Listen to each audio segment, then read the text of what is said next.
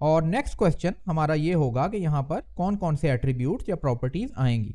तो इसका answer simply ये है कि क्योंकि हम इन ऑब्जेक्ट्स के अगेंस्ट ये प्रॉपर्टी आइटम्स या लिस्टिंग आइटम्स जनरेट करने जा रहे हैं, तो इन आइटम्स की टेम्पलेट्स में से जो जो चीज़ें हम डायनामिक बनाना चाहते हैं, मिसाल के तौर पर ये इमेज का सोर्स है, ये टाइप है, ये प्राइस है और इसी तरह ये टाइटल है, तो इस इंफॉर्मेशन के लिए हम अपने ऑब्जेक्ट में कुछ प्रॉपर्टीज क्रिएट करेंगे। इस मल्टीलाइन स्ट्रिंग का एक खास फीचर है जिसे हम इंटरपोलेशन बोलते हैं और उसके जरिए हम अपनी स्ट्रिंग में कहीं पर भी कोई वेरिएबल या जावास्क्रिप्ट का एक्सप्रेशन सब्स्टिट्यूट कर सकते हैं।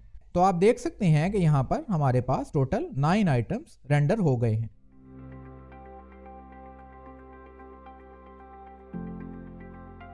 अस्सलाम वालेकुम दोस्तों, मेरा नाम सलमान है और आप देख रहे हैं प्रैक्टिकल डेव। दोस्तों, अपने लास्ट चैप्टर में हमने ये देखा था कि किस तरीके से हम लूप्स को यूज करके अपने प्रॉपर्टी लिस्टिंग आइटम्स के मार्कअप की एक टेम्पलेट स्ट्रिंग जनरेट कर सकते हैं और इन आइटम्स को डायनामिकली जावास्क्रिप्ट के जरिए अपनी HTML में रेंडर कर सकते हैं। अब यहाँ पर एक प्रॉब्लम ये है कि अभी तक जो आइटम्स हम इस तरीके से जनरेट कर रहे हैं वो एक ही आइटम की कॉपीज हैं और इन सारे आइटम्स में कोई भी डिफरेंस नहीं है। इस चैप्टर में हम ये देखेंगे कि किस तरीके से हम इन आइटम्स को कुछ एक्चुअल डेटा की बेसिस पर जनरेट कर सकते हैं और ये इंश्योर कर सकते हैं कि हमारी लूप से जनरेट होने वाला हर प्रॉपर्टी लिस्टिंग आइटम इसे फीड किए जाने वाले डेटा को रिफ्लेक्ट करे। तो चलिए चलते हैं अपनी स्क्रीन की तरफ और इस टास्क पर काम को स्टार्ट करते हैं। अपनी कन्वेंशन को फॉलो करते हुए सबसे पहले हम अपने इस लास्ट चैप्टर की फाइल्स की एक कॉपी बना लेते हैं और इसे रीनेम करके 12 कर लेते हैं। इस फोल्डर को हम अपने एडिटर में ओपन कर लेते हैं और अपनी इंडेक्स फाइल को VS कोड के लाइव सर्वर के जरिए अपने ब्राउज़र में ओपन कर लेते हैं। आप देख सकते हैं कि हमारा पेज हमारे ब्राउज़र में खुल चुका है और अगर हम थोड़ा सा स्क्रॉल डाउन करें तो लास्ट चैप्टर में हमने ये सारे आइटम्स एक डेटा की अरे के ऊपर इटरेट करके रेंडर करवाए थे।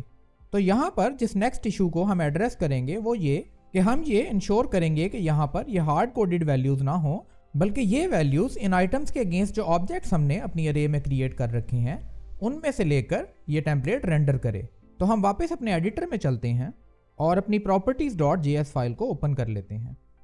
यहाँ पर आप देख सकते हैं कि हमारे पास एक हार्ड कोडेड टेम्पलेट है जो कि एक सिंगल प्रॉपर्टी आइटम को रिप्रेजेंट करती है। उसके बाद हमारे पास यहाँ पर कुछ डेटा है जो कि एक अरे ऑफ ऑब्जेक्ट्स है। इनमें से हर ऑब्जेक्ट एक प्रॉपर्टी आइटम को रिप्रेजेंट कर रहा है और इस वक्त आप देख सकते हैं कि ये सारे ऑब्जेक्ट्स बिल्कुल एम्प्टी हैं। तो नेक्स्ट काम जो हम यहाँ पर करेंगे वो ये कि यहाँ पर एक ऑब्जेक्ट को छोड़ देंगे और बाकी के ऑब्जेक्ट्स को रिमूव कर देंगे और इस ऑब्जेक्ट को अब हम कुछ प्रॉपर्टीज असाइन करेंगे। तो यहाँ पर हम इसे थोड़ा सा फॉर्मेट कर लेते हैं और नेक्स्ट क्वेश्चन हमारा ये होगा कि यहाँ पर कौन कौन से एट्रीब्यूट्स या प्रॉपर्टीज आएंगी। तो इसका आंसर सिंपली ये है कि क्योंकि हम इन ऑब्जेक्ट्स के अगेंस्ट ये प्रॉपर्टी आइटम्स या लिस्टिंग आइटम्स जनरेट करने जा रहे हैं, तो इन आइटम्स की टेम्पलेट्स में से जो जो चीज़ें हम डायनामिक बनाना चाहते हैं, मिसाल के तौर पर ये इमेज का सोर्स है, ये टाइप है, ये प्राइस है और इसी तरह ये टाइटल है, तो ये सब वो इन्फॉर्मेशन है जो कि हम डायनामिकली अपने ऑब्जेक्ट्स की बेस पर रेंडर करना चाहेंगे। तो इस इन्फॉर्मेशन के लिए हम अपने ऑब्जेक्ट में कुछ प्रॉपर्टीज क्रिएट करेंगे। इस प्रोसेस को किक ऑफ करने के लिए मैं यहाँ पर सबसे पहले एक टाइटल की प्रॉपर्टी क्रिएट कर लेता हूँ और इसका नाम हम फिलहाल कुछ भी रख सकते हैं, जैसे कि सैम्पल टाइटल। नेक्स्ट काम जो हमें यहाँ पर करना होगा वो ये कि जब हम अपने एक प्रॉपर्टी आइटम को रेंडर करेंगे तो हमें ये इंश्योर करना होगा कि जब हम इस टाइटल तक पहुँचें तो इस टाइटल की जगह पर हम अपने ऑब्जेक्ट के टाइटल को रेंडर करें।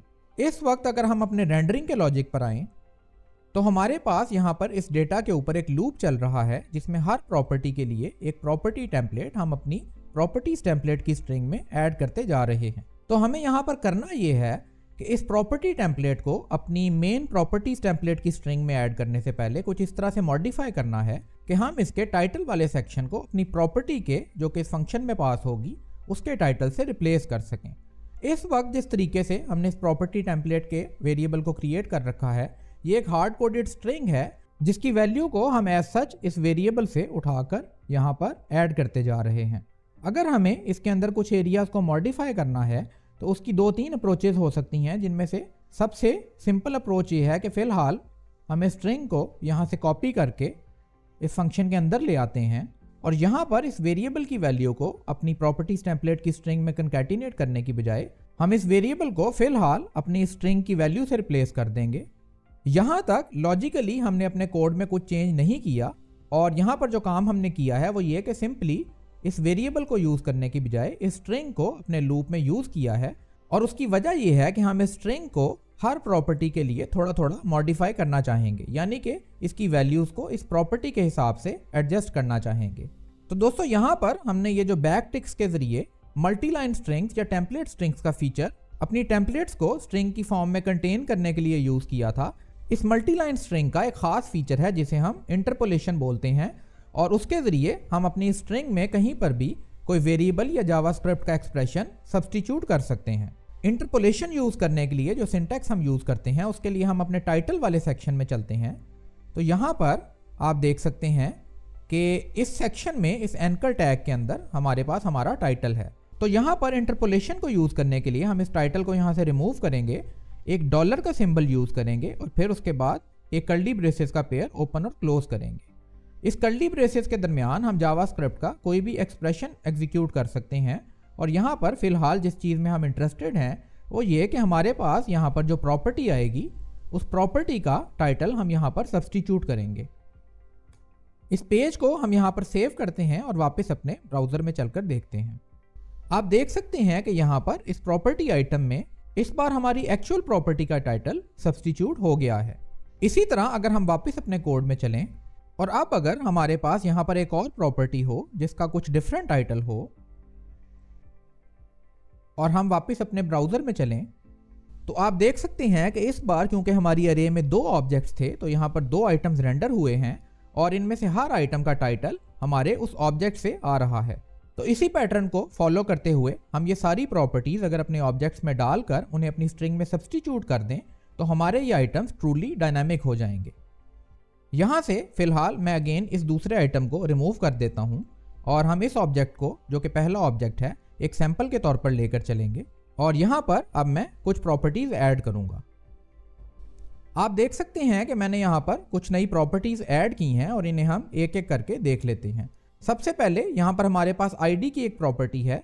ये प्रॉपर्टी हमारे हर ऑब्जेक्ट या आइटम को डिफरेंशिएट करने के काम आएगी और एक यूनिक आइडेंटिफायर का काम करेगी। इस प्रॉपर्टी की डेटा टाइप नंबर या स्ट्रिंग कुछ भी हो सकती है, लेकिन इस बात को हमें इंश्योर करना है कि इस प्रॉपर्टी की वैल्यू हर आइटम के लिए यूनिक होनी चाहिए। फिलहाल हम यहाँ पर एक स्ट्रिंग वैल्यू यूज़ करेंगे जिसकी वैल्यू मैंने फिलहाल 1 रखी है। नेक्स्ट हमारे पास टाइटल की प्रॉपर्टी है जो कि अगेन एक स्ट्रिंग है और इसे हम ऑलरेडी देख चुके हैं। फिर हमारे पास डिस्क्रिप्शन आएगी जिसको फिलहाल मैंने एम्प्टी रखा है। हमारे पास हमारे इमेज का लिंक होगा, एक टाइप होगी, हमारे पास हमारी प्रॉपर्टी की प्राइस होगी जो कि एक नंबर है, नंबर ऑफ बेडरूम्स के लिए एक प्रॉपर्टी है और इसी तरह बाथरूम्स के लिए एरिया और फ्लोर की प्रॉपर्टीज़ हैं। एक चीज़ जो यहाँ पर आपको नोट करनी है वो ये कि प्राइस से लेकर फ्लोर तक ये जो सारी प्रॉपर्टीज़ हैं इनकी डेटा टाइप हमने नंबर रखी है। एक बार अगर हम अपने ब्राउज़र में चलकर देखें तो आप एक चीज़ नोट करेंगे कि यहाँ पर स्पेसिफिकली ये जो प्राइस की वैल्यू है ये एक नंबर नहीं है बल्कि एक स्ट्रिंग है जिसमें हम नंबर्स के अलावा जैसे कि डॉलर का सिंबल है या कॉमास के ये सिंबल्स हैं ये यूज़ कर रहे हैं जो कि इसे सिंपली एक नंबर नहीं बल्कि स्ट्रिंग बना देती है। यानी कि अगर मैं इस वैल्यू को एज सच यहाँ से कॉपी करके वापस अपने एडिटर में चलूँ तो हमें यहाँ पर ये प्राइस कुछ इस फॉर्म में चाहिए होगी। इस कोर्स में हमारा फोकस डेटाबेसेस पर नहीं बल्कि जावास्क्रिप्ट पे है, लेकिन फिर भी कुछ इंपॉर्टेंट चीज़ें मैं आपको यहाँ पर बताता चलूँगा। तो यहाँ पर अगर हम चाहें तो इस प्राइस को इस तरह से भी लिख सकते हैं।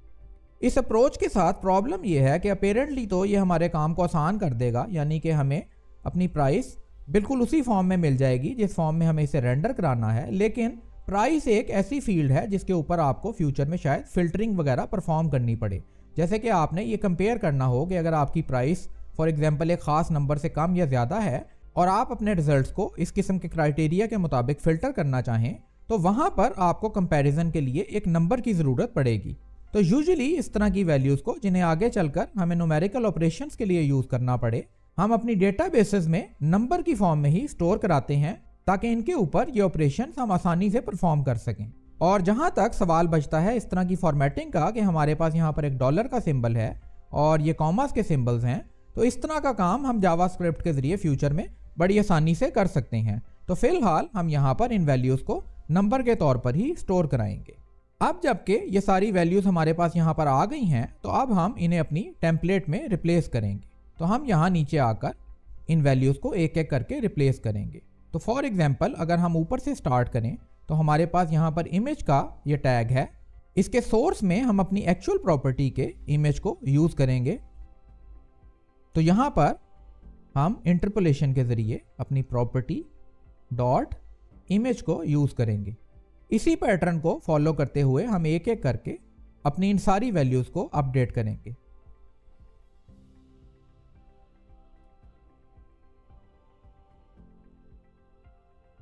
आप देख सकते हैं कि मैंने यहाँ पर इन सारी डायनामिक वैल्यूज़ को अपनी एक्चुअल प्रॉपर्टी की वैल्यूज से रिप्लेस कर दिया है। और अब अगर हम इस पेज को सेव करके अपने ब्राउज़र में देखें तो आप देख सकेंगे कि यहाँ पर ये सारी वैल्यूज़ अब हमारे एक्चुअल ऑब्जेक्ट से आ रही हैं। इसी तरह अगर हम अपनी इस अरे में कुछ और आइटम्स क्रिएट कर लें तो आप देख सकते हैं कि मैंने अपनी प्रॉपर्टीज़ डेटा में कुछ और आइटम्स क्रिएट किए हैं। और अगर हम इसके रिजल्ट को अपने ब्राउज़र में देखें तो आप देख सकते हैं कि यहाँ पर हमारे पास टोटल 9 आइटम्स रेंडर हो गए हैं। नेक्स्ट काम जो हम यहाँ पर करेंगे वो ये कि अपने इस कोड को थोड़ा सा रीफैक्टर करेंगे। और रीफैक्टरिंग का मतलब कोडिंग की टर्म्स में अपने कोड को बेहतर बनाना होता है या इस तरीके से इसे रीऑर्गेनाइज या रीस्ट्रक्चर करना होता है कि आप इसे आसानी से मैनेज और स्केल कर सकें। तो रीफैक्टरिंग के लिए सबसे पहला सेक्शन जो हम यहाँ पर कवर करेंगे वो हमारा इस टेम्पलेट का सेक्शन है। अगर आप रिकॉल करें तो पहले हम जो काम यहाँ पर कर रहे थे वो ये कि हम अपनी इस प्रॉपर्टीज टेम्पलेट में जो चीज़ कंकैटिनेट कर रहे थे वो एक रीयूजेबल वेरिएबल था जो कि यहाँ पर ऊपर हमने डिक्लेयर कर रखा है। तो बेसिकली यहाँ पर प्रॉब्लम ये है कि हमारा ये कोड जिसे हम रीयूजेबल बनाना चाहते हैं वो अब एक सिंपल स्ट्रिंग वैल्यू नहीं रही बल्कि एक फंक्शनैलिटी बन चुकी है जिसमें कि हम बेसिकली ये टेम्पलेट स्ट्रिंग लेंगे, एक प्रॉपर्टी आइटम का ऑब्जेक्ट लेंगे और फिर इस टेम्पलेट के डिफरेंट सेक्शंस को इस ऑब्जेक्ट से आने वाली वैल्यू से रिप्लेस कर देंगे। अब इस फंक्शनैलिटी को हम एक सिंपल स्ट्रिंग वेरिएबल में स्टोर नहीं करवा सकते और इस कोड को रीयूजेबल बनाने के लिए हमें एक फंक्शन का यूज करना होगा। इस काम को करने के लिए सबसे पहले हम वापस अपने प्रॉपर्टी टेम्पलेट के वेरिएबल की तरफ चलेंगे और इस वेरिएबल को फंक्शन में कन्वर्ट कर देंगे।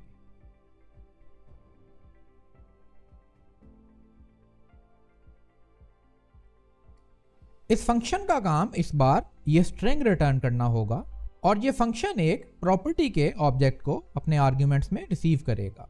अब जबकि हमारे पास ये प्रॉपर्टी यहाँ पर आ जाएगी तो हम इजीली इस प्रॉपर्टी को यूज करते हुए इन वैल्यूज को यहाँ पर इंटरपोलेशन के जरिए इजीली रिप्लेस कर पाएंगे। और ये काम हम ऑलरेडी नीचे अपने फॉर ईच लूप में कर चुके हैं। तो हम वहीं से इस स्ट्रिंग को जिसमें हम ये वैल्यूज रिप्लेस कर चुके हैं यहाँ से कॉपी करते हैं और अपनी इस फंक्शन की स्ट्रिंग को इससे रिप्लेस कर लेते हैं। तो इस बार हमारा ये फंक्शन एक स्ट्रिंग रिटर्न करेगा। ये फंक्शन एक प्रॉपर्टी एक्सेप्ट करेगा, इस स्ट्रिंग में इन वैल्यूज को इंटरपोलेशन के जरिए सब्स्टिट्यूट करेगा और हमें रिटर्न कर देगा। तो हम अब अपनी फॉर ईच लूप में जाकर इस प्रॉपर्टी टेम्पलेट के वेरिएबल की जगह पर इस फंक्शन को कॉल करके इसमें अपनी प्रॉपर्टी को पास कर सकते हैं और इस लाइन को रिमूव कर सकते हैं। अब अगर हम वापस चलकर अपने ब्राउजर में देखें तो आप देखेंगे कि हमारे रिजल्ट्स उसी तरह इंटैक्ट हैं और आप देख सकते हैं कि इस रीफैक्टरिंग के बाद हमारा ये सेक्शन बहुत क्लीन हो गया है। यहाँ पर क्लीन अप के लिए इस कंसोल लॉग स्टेटमेंट को भी मैं रिमूव कर देता हूँ। नेक्स्ट काम जो हम यहाँ पर करेंगे कि अगर हम अपनी इस फाइल को देखें तो आप देख सकते हैं कि जैसे जैसे हम ये काम यहाँ पर करते जा रहे हैं इस फाइल का साइज इंक्रीज होता जा रहा है और उसकी वजह से इस फाइल को रीड करना मुश्किल होता जा रहा है। तो नेक्स्ट काम जो हमें यहाँ पर करना है वो ये कि इस कोड को डिफरेंट फाइल्स में डिस्ट्रीब्यूट करना है ताकि इसको इजीली मैनेज किया जा सके। तो हम यहाँ पर सबसे पहले एक नई फाइल क्रिएट करेंगे जिसका नाम हम data.js रखेंगे और यहाँ से अपना ये डेटा जो कि आगे चलकर हमें जगह जगह पर यूज़ करना होगा इसे यहाँ से कट करेंगे और अपनी इस data.js की फाइल में मूव कर देंगे। अब अगर हम पेज को सेव करके अपने ब्राउज़र में चलें तो आप देखेंगे कि यहाँ पर ये पेज ब्लैंक हो गया है और हमें राइट साइड पर एक एरर नज़र आ रहा है जो कि हमें बता रहा है कि properties data is not defined. उसकी वजह ये है कि यहाँ पर ये जो हम प्रॉपर्टीज़ डेटा यूज़ कर रहे हैं ये ऊपर कहीं पर भी डिफाइंड नहीं है। इस प्रॉब्लम को फिक्स करने के लिए हम वापस अपनी index.html फाइल में जाएंगे और यहाँ नीचे आकर अपने इस data.js के स्क्रिप्ट को प्रॉपर्टी से ऊपर इंक्लूड कराएंगे और हमें ये इंश्योर करना है कि हम इसको इस properties.js की फाइल से ऊपर इंक्लूड कराएं क्योंकि इसकी वैल्यूज़ को हमें आने वाले properties.js के स्क्रिप्ट में यूज करना है। हम इस पेज को सेव करते हैं और वापस चलकर अपने ब्राउजर में देखते हैं। आप देख सकते हैं कि हमारे ये रिजल्ट्स वापस रीस्टोर हो चुके हैं। इसी तरह हम अपनी properties.js फाइल में जाएंगे और इस प्रॉपर्टी टेम्पलेट के लिए एक नई फाइल क्रिएट करेंगे। यहाँ पर JS के फोल्डर में हम एक नई फाइल क्रिएट करते हैं जिसका नाम हम property.js रखेंगे और यहाँ से इस फंक्शन को कट करके हम इस property.js की फाइल में पेस्ट करेंगे।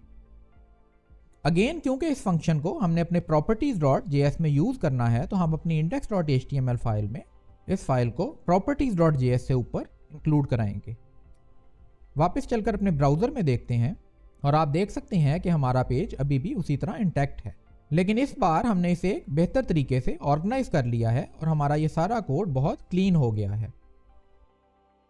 तो दोस्तों इस चैप्टर में हमने ये देखा कि किस तरीके से हम अपने प्रॉपर्टी लिस्टिंग आइटम्स को कुछ मॉक डेटा की बेसिस पर जनरेट करवा सकते हैं और इस प्रोसेस में हमने फंक्शंस और ऑब्जेक्ट्स के कॉन्सेप्ट्स को प्रैक्टिस किया। इसके साथ ही साथ हमने ये देखा कि रीफैक्टरिंग क्या होती है और किस तरीके से हम अपनी कोड बेस को मैनेजेबल रख सकते हैं। अगर आपने ये चैनल अभी तक सब्सक्राइब नहीं किया तो प्लीज इसे सब्सक्राइब कर लीजिए और अगर ये वीडियो पसंद आई हो तो इसे लाइक और शेयर करना मत भूलिएगा। Till next time, this is practical Dave signing out.